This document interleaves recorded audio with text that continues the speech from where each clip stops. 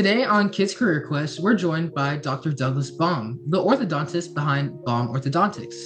Dr. Baum helps kids and teens across Orange County create amazing smiles, and he also runs his own practice. He served in the U.S. Navy Dental Corps, earned specialty training in orthodontics, and is one of the select doctors who are board certified in this field. In this interview, we'll explore what it's like to straighten teeth, run a business, and build confidence in a lot of patients.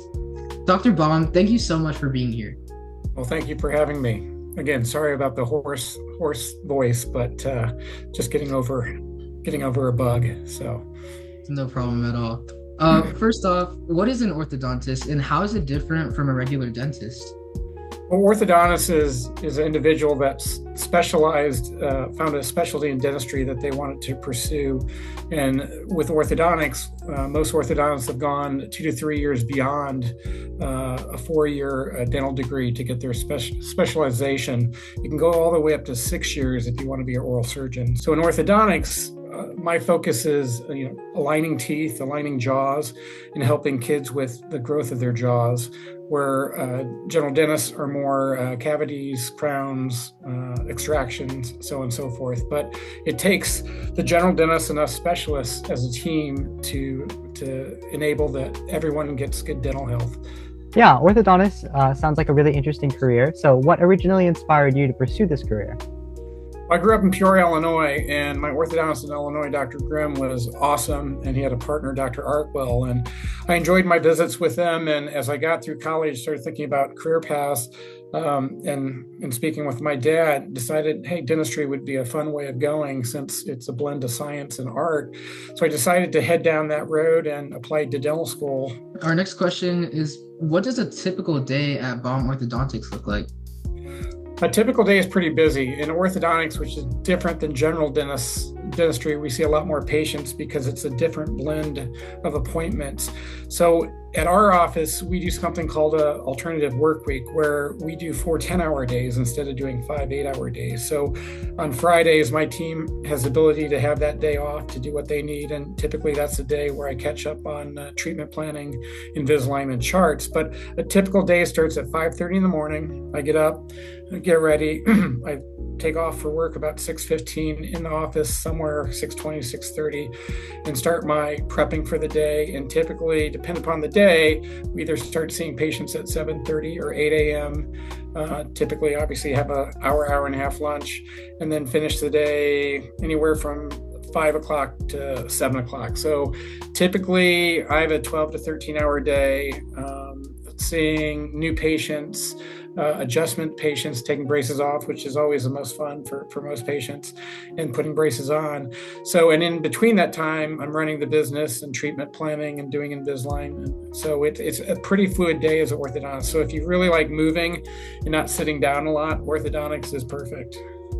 Yeah, and then you mentioned braces and things like Invisalign being like a huge part of your job. So how do those actually function to help move your teeth?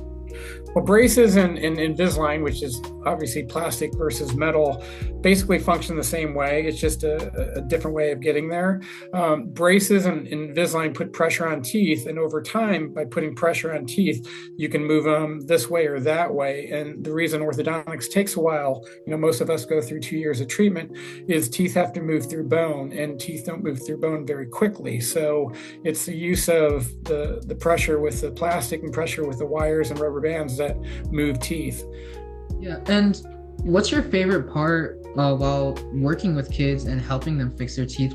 Well, it's the relationships we build in orthodontics. So, I a lot of times see kids starting at age 7, sometimes earlier for other reasons, but all the way up into their teen years. I see adults also. So, orthodontics, as you guys know, is one thing that you're going in every couple months for adjustment. So over 2, 3, 4, 6, 7, 8 years, depending upon phases of treatment, you really get to know families well. And that's my favorite part, is the relationships you develop, and you get to know everyone in your community. So speaking of your practice, you mentioned that you have your own practice. So what originally inspired you to open your own practice? Well, I didn't open from scratch. So when I was in the Navy, I got out and was a general dentist for a couple of years in actually Carlsbad area, and then decided to go back to become an orthodontic specialist, and then decided to come back out to California. And that's where Dr. Pashley, who was a prominent orthodontist in the Orange County area, heard about me and wanted to meet me and gave me the opportunity to join his practice. So Dr. Pashley had amazing practice. So I felt it was easier for me to join with someone who had already built such a fine, solid foundation than to start from scratch. So that worked for me. Others would rather start from scratch and kind of build their own practice exactly how they want it. I give a lot of credit to Dr. Pashley because he had amazing practice. Yeah, and after you went through the steps of handling this business, how do you actually run it and take care of patients at the same time? It's very difficult. You have to be able to multitask. And like I said, in between patients, I'm doing treatment plans and Invisalign, and a minute later, I'm out seeing more patients. Always give credit to moms. Moms are the best at multitasking. So basically, I'm the mom of the practice. I have to multitask and be able to be in different places sometimes at the same time and figure out how to get things done. And it actually, after work at home, I'm still working on treatment plans and that. So it's a 24/7 job, especially when your name's on the door, because you got to make sure you're taking good care of your patients and the family that have trusted their health with you. And throughout your career, from the skills that you've been developing, what do you think helped you the most to both become a doctor and a business owner? I think both enjoying Dr. Pashley and being in the Navy. The Navy taught me, I had discipline, but helped me increase my discipline, taught me situational awareness, which is very important in life, and the chain of command. So amongst many other great things you can get from the military. And then Dr. Pashley, working with him over 5 years, he had already been running the practice since 1972. So all the business aspects of,